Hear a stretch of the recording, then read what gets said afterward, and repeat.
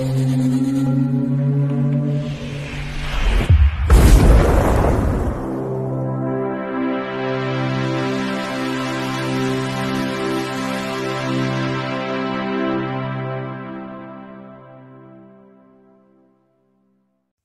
Bayek, it's me, Ian.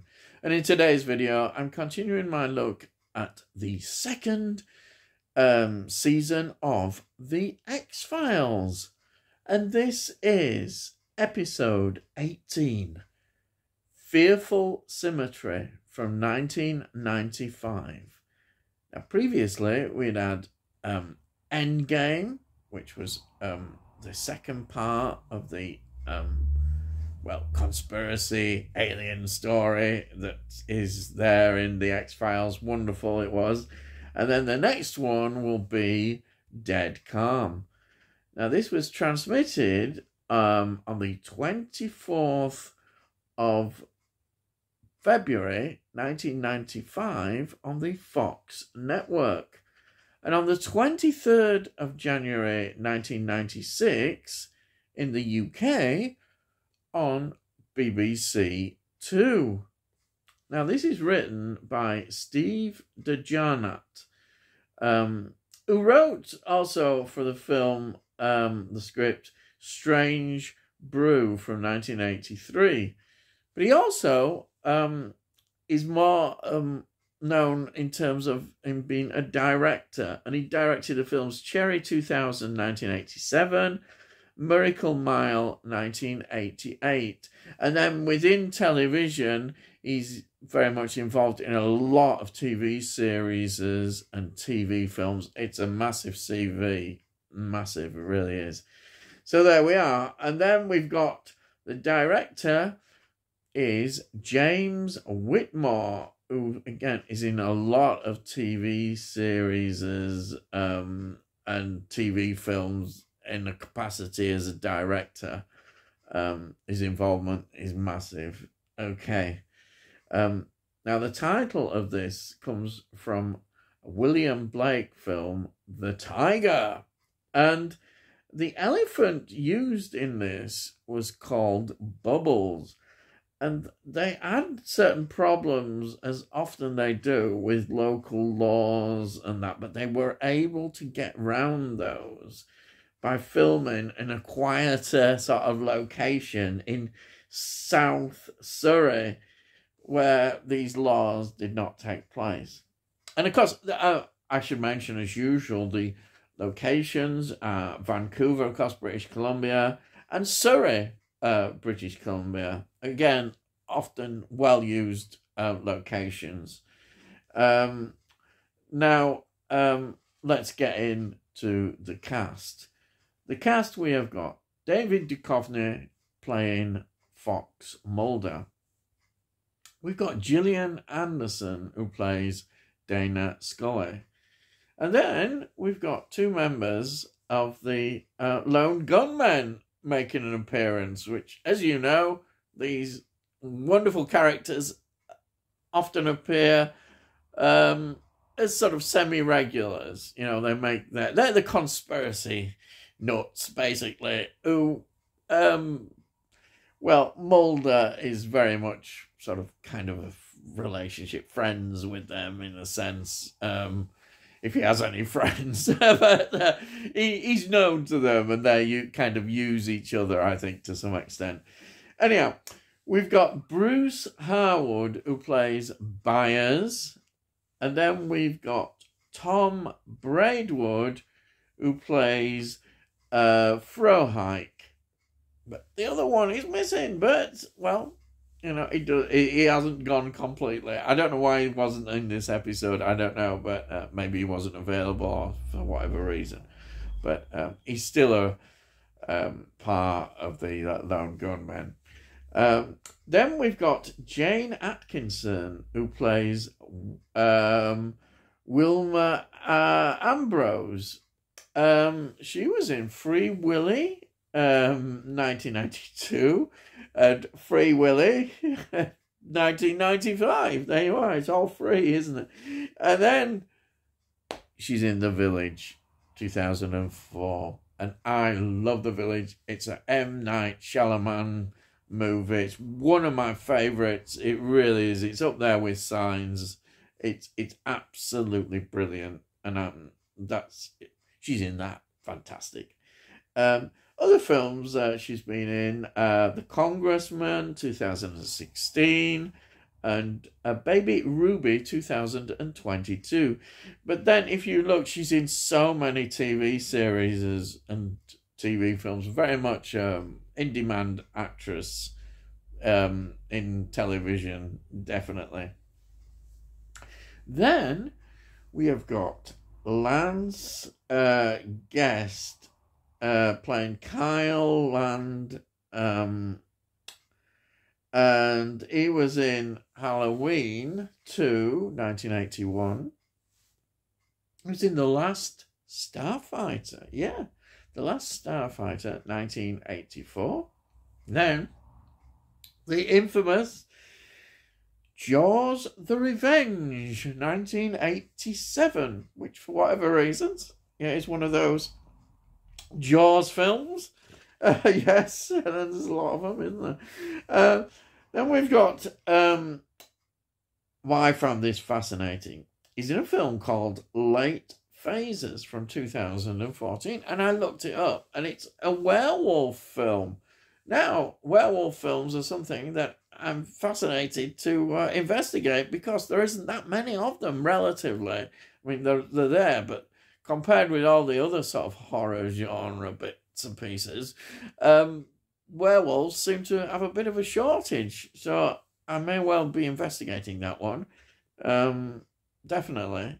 Anyway, he's in that. And again, it's another career as well that's gone into television with TV series and TV films.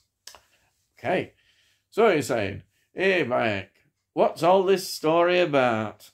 Well, Mulder and Scully investigate the death of a federal construction worker, and various property that appeared to tie up with an escaped elephant. So I'm thinking, back, because as we see it, it looks like it can't be true, can it? Or can it? I don't know. An invisible elephant. Yes. Because the only witnesses claim not to have seen any animals at all. But then an elephant is discovered. And what is going on here? That is the question. Because there's no sign of anybody breaking in the cages. They're all locked up. And that's how this investigation is drawn in, with Mulder and Scully investigating it. You start to see, oh, wait, what's going on here?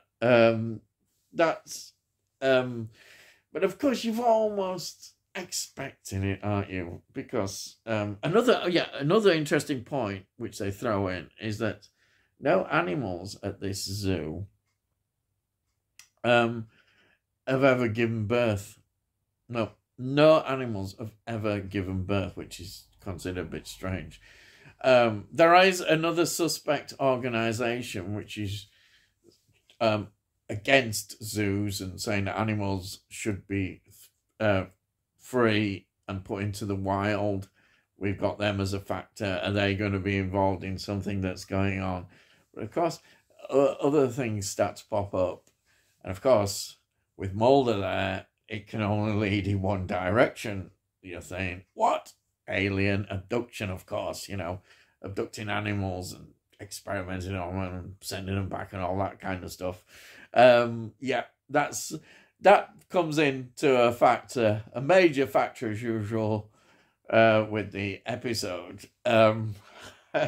Scully maybe not quite as much believing all this either, even though she's more and more open to these things now. But yeah, that's what. So when you look at it, this episode should really be really exciting and fantastic and But sadly, I don't think it quite is. It doesn't quite hit the mark, and I don't know quite why. There's nothing wrong with the direction. Maybe, I don't know, maybe the story just doesn't have quite what it should. I mean, the acting's fine as well. I can't see anything wrong with that. Usual. It just doesn't feel quite as exciting. And maybe the script doesn't really grapple with the problems and ideas it's trying to put forward. It's almost confused, I think, in places. You know, it doesn't know where to quite emphasize. You know, is it doing messages on treatment of animals? Is it something to do with that? That's in there as a factor, but is it strong enough? Or is it just confused? They're trying to mix the alien abductions with this kind of message, maybe, and it's not quite working, which is sad, really. It's an entertaining episode. I personally wouldn't totally be as critical of it because I can just sit back and enjoy it and not take too much into it. But I can see why people might be more critical, and it is reflected in a rather sort of mixed reviews. Nobody's raving over this episode. But I think the idea, it starts off really intriguing about the elephant, the mystery behind it all. Inevitably, you know where it will lead, but I don't mind that. I don't mind it. And it just throws in a few stories surrounding all this, and we get the information, and it ties together well in the end. But some people just may feel that it's not quite got it, that it's a bit, well, dare I say, even, you shouldn't, I don't think it is, but dull even, because it's predictable maybe. I don't know. There is that feeling that people have about it, but I didn't get that feeling. I absolutely enjoyed it. I thought it was a great episode. Maybe, okay, I'll hold my hands up and say, yes, it's not going to go down as perhaps the most memorable, though I think the beginning is memorable. In fact, an invisible elephant, possibly. Animals that are invisible, why not? That's quite memorable. But maybe it just doesn't develop enough from that premise, and that is its problem. But I enjoyed it. Just interested to see what you think about it, really. I think that's it, really. I think, as usual, before I go, I'll show you this again. The wonderful box set of the second season. There it is. And of course, this small box set is in the bigger box set, as you know, with all the seasons in which I've got this lovely big box full of these. But yeah, that's it. Yes. So, that's it. Yes. Now, if you're new to the channel, please subscribe, and I'll let you know when I put out videos. And also, you can see, if you're interested, further all the reviews I've done. Just look in the playlist, all the X-File reviews, but I do so much more than that. I've done a lot of films and other TV shows and some music as well. It's all sort of in there, often with a very nostalgic retro feel, if they want to put it in like those terms. Sounds good, doesn't it? Now, if you like this video, please give this video a like. If you like it, get it out on YouTube and all algorithms, and hopefully other people might enjoy it too. And if you've got any comments, please put your comments down. I love to read your comments. I'll always answer them. And that's it. So all I'm going to say is, I'll see thee again.